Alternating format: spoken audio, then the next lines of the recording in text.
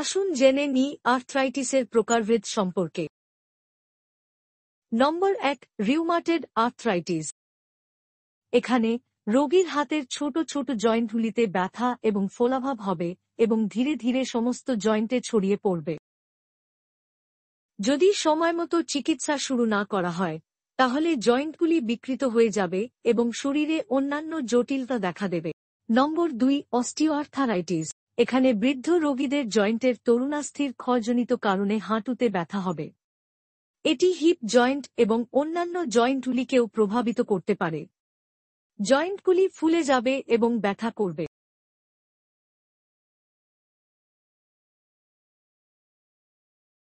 নম্বর 3, gouty arthritis. এখানে এক বা দুটি জয়েন্টে হঠাৎ তীব্র ব্যথা শুরু হবে।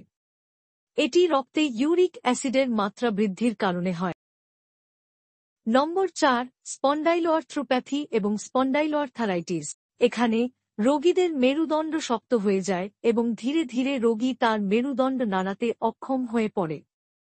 এটি সাধারণত অল্প বয়সে শুরু হয়। 5 নম্বর, প্রতিক্রিয়াশীল আর্থ্রাইটিস।